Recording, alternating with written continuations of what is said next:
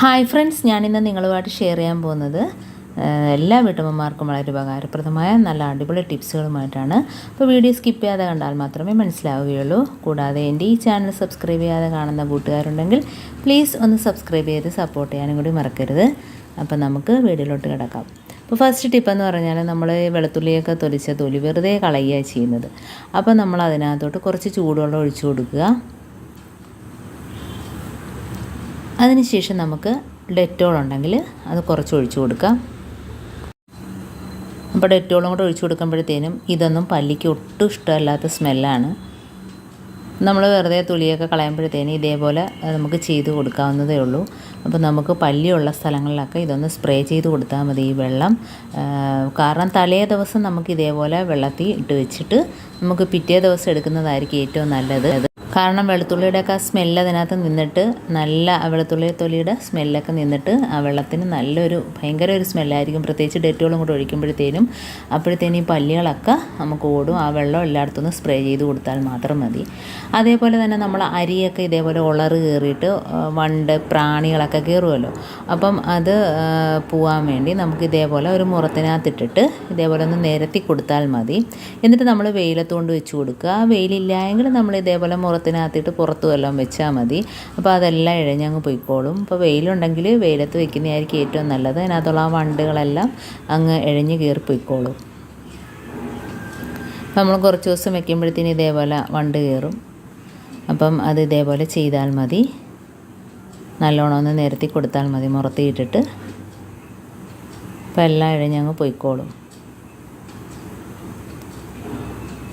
ഉണ്ടോ ഇതേപോലെ ഒരുപാട് വണ്ടുകൾ കുറച്ച് ദിവസം കഴിയുമ്പോഴത്തേനും നമ്മൾ പച്ചരി സൂക്ഷിക്കുമ്പോൾ ഇതേപോലെ ഉണ്ടാകും. അതേപോലെ മറ്റേ ചാക്കരിക്കകത്തും ഉണ്ടാകും. ചാക്കരി നമ്മൾ ഇതേപോലെ സൂക്ഷിക്കാൻ വേണ്ടി വണ്ടും ഒന്നും കയറാതിരിക്കാൻ വേണ്ടി നമ്മൾ ഒരുപാട് ഇതുപോലെ മേടിച്ച് സ്റ്റോക്ക് ചെയ്യുമ്പോഴത്തേനും അതിനകത്ത് കായപ്പൊടിയുടെ ടിന്നുണ്ടല്ലോ. അപ്പോൾ ടിന്നാണെങ്കിൽ നമ്മളതിൻ്റെ ഹോള് കാണത്തക്ക രീതിയിൽ ഇങ്ങനെ ഓപ്പണാക്കി വയ്ക്കുക. അപ്പം അതിനകത്ത് പൊടിയുണ്ടെങ്കിൽ നമുക്ക് അടച്ച് വെച്ചിട്ട് ഇതേപോലെ ഒന്ന് കുഴിച്ച് വെച്ച് കൊടുത്താൽ മതി അരിക്കകത്ത്. അപ്പോൾ ആ സ്മെല്ല് കൊണ്ടിട്ട് അതിനകത്ത് വണ്ടും പ്രാണികളും ഒന്നും തന്നെ ഉണ്ടാകത്തില്ല. അരി ചീത്തയാകാതെ നല്ല ഫ്രഷായിട്ട് തന്നെ എപ്പോഴും ഇരിക്കുകയും ചെയ്യും. അപ്പോൾ ഇങ്ങനെ ചെയ്യാത്തവരൊന്ന് ചെയ്ത് നോക്കുക. അടുത്ത ടിപ്പെന്ന് പറഞ്ഞാൽ നമ്മൾ ഇതേപോലെ പാനൊക്കെ ഉപയോഗിക്കുമ്പോഴത്തേനും എണ്ണയും ഒക്കെ ഉപയോഗിക്കുന്നതല്ലേ ഈ പാനിനകത്ത്. അപ്പോൾ പിന്നെ തീ കയറിയിട്ട് ആ സൈഡ് ഭാഗം മഞ്ഞ കളറിലിരിക്കും. അതല്ലെങ്കിൽ കറുത്ത് പോകും ആ സൈഡ് ഭാഗം. കണ്ടോ ഞാൻ തൊട്ട് കാണിക്കുന്ന സൈഡ് ഭാഗം.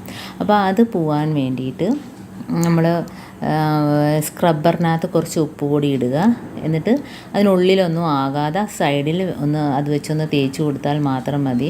അപ്പോൾ പ്രത്യേകിച്ച് അതിന് സോപ്പോ കാര്യങ്ങളോ ഒന്നും തന്നെ വേണ്ട. ആ സൈഡ് ഭാഗത്ത് മാത്രം ഇതേപോലെ ഒന്ന് തേച്ച് കൊടുത്താൽ മതി. നല്ല രീതിയിൽ തന്നെ വെളുത്ത് കിട്ടും. അപ്പോൾ എൻ്റെ മറ്റേ പാൻ കണ്ടോ ഇതേപോലെ ഒന്ന് വൃത്തിയാക്കി വെച്ചതാണത്. പക്ഷേ ഇതിനകത്ത് ചെറിയ കളറുണ്ടായിരുന്നു. അതാണ് ഞാനിങ്ങനെ തേച്ച് കാണിക്കുന്നത്. അപ്പോൾ എപ്പോഴും ഇങ്ങനെ ചെയ്യണമെന്നില്ല. അപ്പോൾ ഒരുപാട് ഉപയോഗിച്ച് കഴിയുമ്പോഴത്തേന് ഇതേപോലെ മഞ്ഞ കളറുണ്ടെങ്കിൽ ഇതേപോലെ ഒന്ന് തേച്ച് കൊടുത്താൽ മതി. നല്ല ക്ലീനായിട്ട് തന്നെ കിട്ടുകയും ചെയ്യും. കണ്ടോ അപ്പോൾ ഇതേപോലെ തന്നെ നല്ല രീതിയിൽ തന്നെ വെളുത്ത് കിട്ടുകയും ചെയ്യും. അപ്പോൾ ഞാൻ കഴുകി എടുത്തപ്പോഴത്തേന് കണ്ടോ നല്ല രീതിയിൽ വെളുത്ത് കിട്ടിയിട്ടുണ്ട്. ഇപ്പോൾ അടുത്ത ടിപ്പെന്ന് പറഞ്ഞാൽ നമ്മൾ വാസലിനും കർപ്പൂരവും കൂടെ ചേരുമ്പോഴത്തേനും ഭയങ്കര ഒരു സ്മെല്ലാണ് ഈ കർപ്പൂരത്തിന്. അപ്പോഴത്തേനും നമ്മൾ കർപ്പൂരം ഇതേപോലെ ഒന്നോ രണ്ടോ എടുത്തൊന്ന് പൊടിച്ച് ഇടുക. അതിനകത്ത് കുറച്ച് വാസലിനും കൂടെ മിക്സ് ചെയ്യുക. അപ്പോൾ നമ്മുടെ ഈ ചൂട് സമയത്താണേലും തണുപ്പ് കൂടുന്ന സമയത്താണേലും നമ്മുടെ കാലിനകത്തൊക്കെ വിണ്ട് കീറലൊക്കെ ഉണ്ടാവുമല്ലോ. അപ്പോൾ അത് ഇതേപോലെ ഒന്ന് തേച്ച് കൊടുത്താൽ മതി. നല്ല വ്യത്യാസമായിരിക്കും. രാത്രി നമ്മൾ കിടക്കുന്നതിന് മുമ്പായിട്ട് ഈ വാസലിനും കർപ്പൂരവും കൂടെ ഇതേപോലെ കലർത്തിയത് ഒന്ന് വിണ്ട് കീറുന്ന കാലിൻ്റെ ഉപ്പൂറ്റിയിലൊക്കെ ഒന്ന് തേച്ച് കൊടുക്കുക. അപ്പോൾ നല്ലൊരു മരുന്നാണിത്. അതുകൂടാതെ തന്നെ നമുക്ക് ഈ പല്ലിക്ക് ഒട്ടും ഇഷ്ടപ്പെടാത്ത ഒരു സ്മെല്ലാണ് ഈ കർപ്പൂരത്തിൻ്റെത്.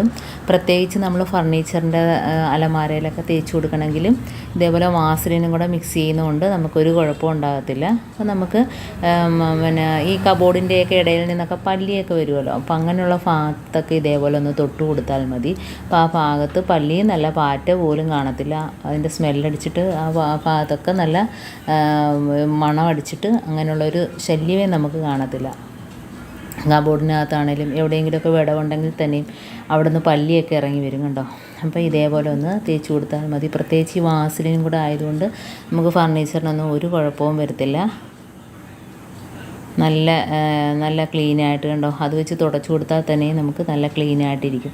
അതേപോലെ തന്നെ നമ്മുടെ ഡോറിനകത്തൊക്കെ ഇതേപോലെ ചിലന്തിയൊക്കെ കൂട് കൂട്ടത്തില്ല. അപ്പോൾ ആ ഭാഗത്തൊക്കെ ഇതേപോലെ കർപ്പൂരവും വാസലിനും കൂടെ കലർത്തി അതൊന്ന് തൊട്ട് തേച്ച് കൊടുത്താൽ മതി. അതേപോലെ ടാപ്പിനകത്ത് വാസലിൻ തേക്കുന്നത് കൊണ്ട് നമുക്ക് ആ ടാപ്പിനകത്ത് വെള്ളമൊന്നും നിൽക്കത്തില്ല. അതല്ലെങ്കിൽ അവിടേക്ക് ഒരു പാട് വീഴും. വെള്ളം ഉപയോഗിച്ച് വരുമ്പോഴത്തേനും ഒരു പാട് വീഴും. അപ്പോൾ ഇങ്ങനെ വാസലിൻ കലർത്തിയത് തേച്ച് കൊടുക്കുന്നത് നല്ലതാണ്.